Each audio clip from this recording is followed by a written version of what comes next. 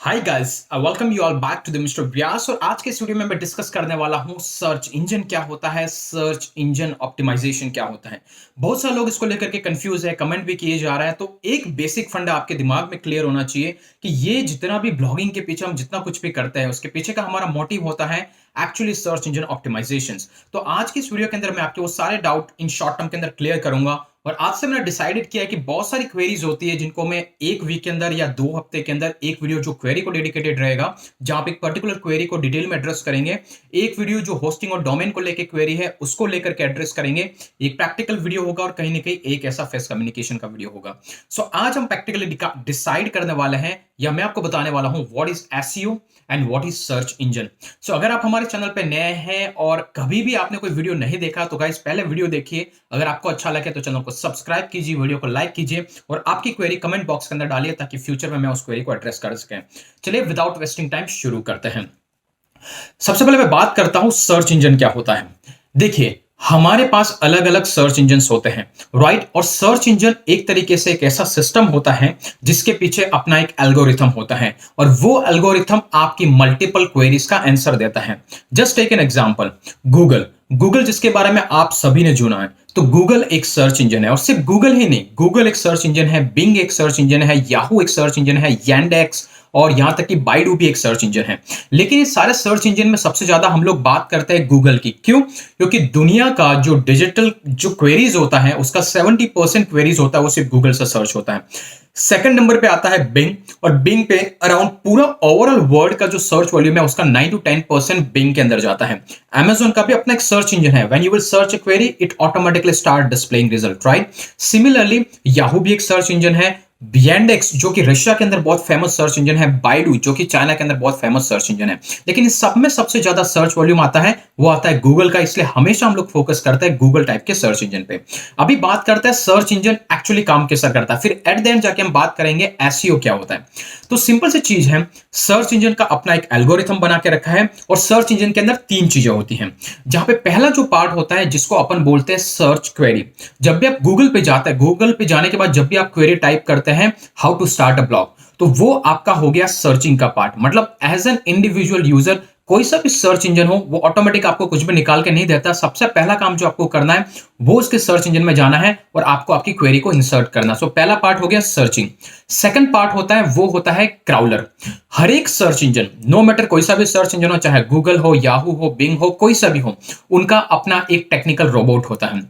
एक तरीके से स्पाइडर समझ सकते हैं। और ये स्पाइडर क्या करता है, डिफरेंट डिफरेंट वेबसाइट जितनी भी है दुनिया के अंदर उन सारी वेबसाइट्स को गो थ्रू करता है और उनको गो थ्रू करने के बाद समझता है कि एक पर्टिकुलर कीवर्ड से रिलेटेड इस साइट में कंटेंट दे रखा है नहीं दे रखा है, और कोई पर्टिकुलर कंटेंट है तो वो किस कीवर्ड के लिए दे रखा है।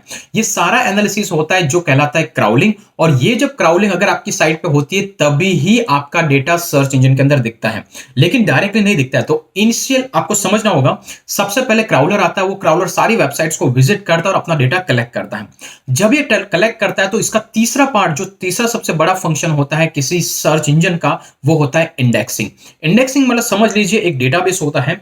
उस डेटाबेस में जैसे ही क्राउलर ने आपकी साइट को विजिट किया और उससे समझ में आया कि क्राउलर को कि आपकी साइट पैसिव इनकम से रिलेटेड है, आपकी site how to start a blog से रिलेटेड है, आपकी साइट इस पर्टिकुलर टॉपिक से रिलेटेड है, तो वो क्राउलर क्या करता है, वो डेटा उसके डेटाबेस के अंदर इंसर्ट कर देता है कि ये पर्टिकुलर साइट को पैसिव इनकम की साइट है। पैसिव इनकम का कीवर्ड आपकी साइट और उसकी पोजीशनिंग फिक्स कर देता है।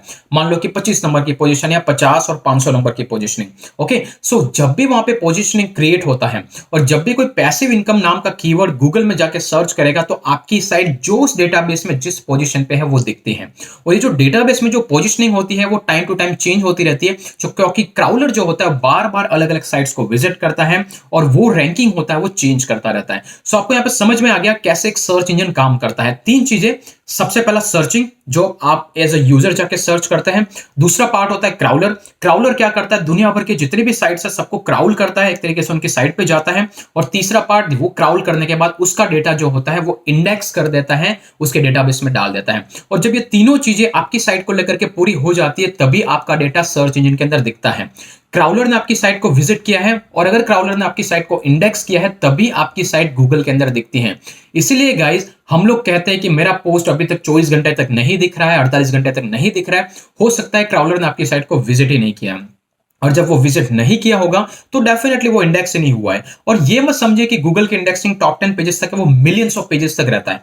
अब जैसे जैसे नेक्स्ट नेक्स्ट नेक्स्ट करते जाते हैं ना, आपकी साइट कहीं ना कहीं किसी पोजीशन पे है। अभी आप एज अ बिगिनर कैसा आइडेंटिफाई कर सकते हैं, तो आपके लिए सबसे बेस्ट टूल होता है गूगल का खुद का टूल, जिसको अपन बोलते हैं सर्च कंसोल या फिर गूगल वेबमास्टर। वहां पे जाइए, आपका कीवर्ड की पोजीशनिंग पे देख लिए ये पर्टिकुलर कीवर्ड पे मेरा एक पोस्ट इस पोजीशन पे रैंक हो रहा है। दैट्स द ओनली वे जहां पे आपको डेटा मिल जाता है। अगर आप कोई पेड टूल यूज करेंगे तो उसके लिमिटेशन है, वो 100-200 की ज्यादा से पोजीशन उससे आगे की दिखाएगा नहीं, या फिर कीवर्ड स्पेसिफिक वो दिखा देगा। सो आई होप गाइस यहां पे आपको एक आइडिया लग गया है सर्च इंजन कैसा होता है और सर्च इंजन कैसे काम करता है। अब अगली बात आती है, तो भाई ये एसईओ क्या है। सिंपल सी चीज है, जब भी कोई सर्च इंजन के अपने रूल है, अपनी गाइडलाइन है, जो क्राउलर आपकी साइट पे आया, अगर वो एक बॉट है, क्राउलर एक बॉट है, उसको नहीं पता है कि मुझे एग्जैक्टली उसको इमोशन से नहीं पता लगता है, उसको वहां पे टेक्निकल चीजों से पता लगता है कि हमने जो ऑन पेज एसईओ उस कंटेंट पे कर रखा है, मतलब कि हमारा कीवर्ड किस पोजीशन पे टारगेट कर रखा है, कौन कौन से कीवर्ड से कैसे कैसे कंटेंट को एड्रेस कर रखा है, हमारे टॉपिक क्या है, हमारे सब टॉपिक क्या है, हम एक्चुअली इस कंटेंट में कौन सी प्रॉब्लम को एड्रेस कर रहे हैं। अगर आपने इसको इस तरीके से बता दिया कि जब भी गूगल क्राउलर आपकी साइड पे आया, उसको पता लगा कि आपका कंटेंट पैसिव इनकम के बारे में, और उसको ये भी पता लगा कि यहाँ पे पैसिव इनकम से रिलेटेड सारी सारी इंफॉर्मेशन है, तो वो ऑटोमेटिकली आपके कीवर्ड को पैसिव इनकम की पोजीशन में और पैसिव इनकम कीवर्ड के लिए कहीं ना कहीं इंडेक्स कर देगा। और यही कहलाता है search engine optimisation. That means कि आपको आपके कंटेंट को ऐसा ऑप्टिमाइज करना है कि सर्च इंजन, मतलब कि उसका क्राउलर आपकी साइट पे आके उस डिटेल को अच्छे से समझ सके। एक्चुअली आप हेल्प करते हैं उस क्राउलर को, पता ना, आप ऑन पेज एसईओ जब ये प्लगइन्स के थ्रू करते हैं, रैंक मैथ करते हैं, तो वो क्या कहता है, वो बोलता है आपका कीवर्ड टाइटल में नहीं है, आपका कीवर्ड फर्स्ट पैराग्राफ में नहीं है, आपने टॉपिक का जो टाइटल होता है सब टॉपिक, वहां पे कीवर्ड इंक्लूड नहीं किया है। क्यों? क्योंकि ये लोग बैकएंड में अपनी स्टडी करते रहते हैं, तो उनको पता लगता है कि ये जो क्राउलर होता है ये पोजीशन चेक करता है। अगर आपने इन इन पोजीशन पे अपना कीवर्ड रख लिया तो कहीं ना कहीं चांसेस हाई होते हैं, इसका मतलब गारंटी नहीं है। जब ये हो जाता है तो ऑटोमेटिकली आपकी साइट उस पर्टिकुलर पोजीशन पे एक्चुअली डेटाबेस के अंदर इंडेक्स हो जाती हैं। सो आई होप गाइस यहां पे एक छोटा सा क्वेरी और बहुत इंपॉर्टेंट चीज आपको समझ में आ गया। सर्च इंजन एक अलग चीज है, जब आप उस सर्च इंजन के लिए अपने कंटेंट को ऑप्टिमाइज करते हैं, जैसे कैसे वो सर्च इंजन काम करता है, तो ऑटोमेटिकली आपकी साइट जो होती है वो रैंक होने लगती है, और आपकी रैंकिंग उसके डेटाबेस में जो पोजीशन है उससे आती है। और एक बार आपकी रैंकिंग उसके डेटाबेस में सेट होगी तो वो विद इन 24 आवर चेंज हो सकती है, क्योंकि गूगल के बैकएंड में बहुत सारा अपडेट होता है। जैसे ही अपडेट होता है, क्राउलर लेके डेटा आता है, वो अपडेट कर देता है। आपकी पोजीशन आज 35 है तो वो 32 पे, 31 पे।